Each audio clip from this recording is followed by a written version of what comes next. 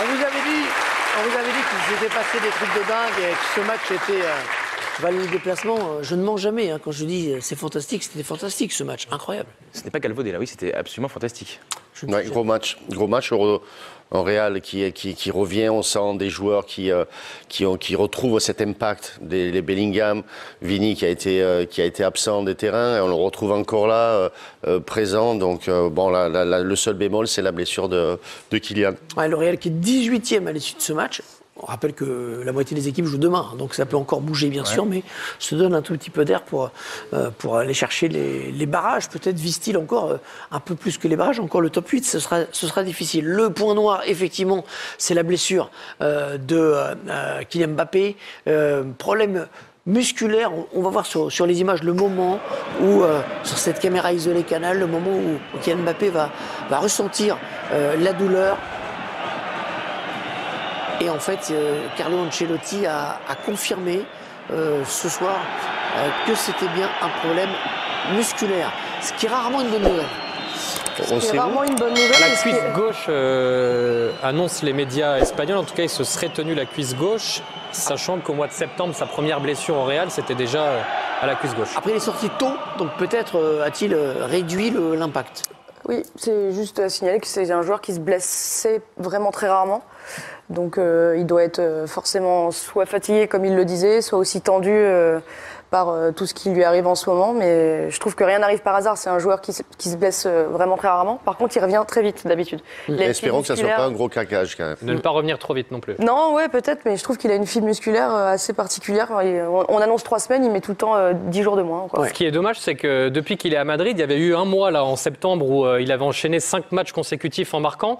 Mais depuis, chaque fois qu'il marquait, le match suivant, il n'arrivait pas à confirmer et à marquer à nouveau. Et là, il avait marqué un très joli but le week-end dernier. Il marquait encore un très joli but ce soir. Et c'est la première fois donc, depuis le mois de septembre qu'il arrivait à valider et à confirmer dans la rencontre qui suivait. Peut-être Thibaut Courtois, qui est avec Xavier Giraudon, nous donnera quelques nouvelles de Kylian Mbappé. Xavier.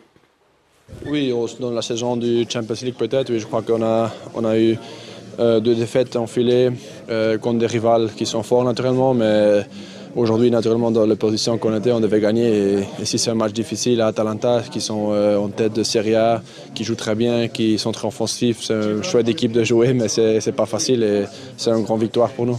Le match de Mbappé et sa blessure, qu'est-ce que vous pouvez nous dire ? Non, je crois qu'il était fort, je crois qu'il a bien commencé, le but, l'occasion.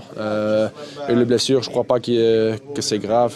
Vous savez où c'est ? Il vous a dit dans le vestiaire ? Ouais, c'est quelque chose de musculaire, mais il n'a pas vraiment noté.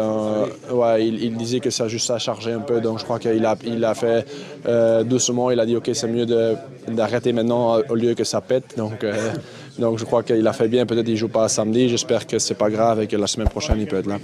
Ça, ce serait une bonne nouvelle, une sortie par précaution, ce que je disais peut-être tout à l'heure. Ouais. Effectivement, bien, plus que par blessure. C'est bien parce qu'on a tendance à toujours pousser en se disant que ça va partir, mais on fait que aggraver la situation. On a revu le but dans cette interview, l'enchaînement magnifique de Kylian Mbappé, super but, et qui était son 50e en Ligue des Champions. 50e en Ligue des Champions, c'est pas anodin. En 79 rencontres jouées par Kylian Mbappé, pas anodin parce que c'est le 9e joueur dans l'histoire à atteindre cette barre des 50 buts. Et d'ailleurs, avec 50 buts, il égale Thierry Henry. C'est le 3e Français à atteindre cette barre des 50 buts après Benzema et Henry. Le Real qui a encore 2 matchs à jouer, comme toutes les équipes qui ont joué ce soir. Salzbourg, le 22 janvier. Attention, ce sera 3 jours après une petite escapade en Arabie Saoudite pour y jouer la Super Coupe d'Espagne. Et puis, bien sûr, le final face à Brest, à Guingamp. Ça, ce sera le 29 janvier. J'en profite, puisqu'on parle du Real, pour vous rappeler que vous avez désormais disponible sur MyCanal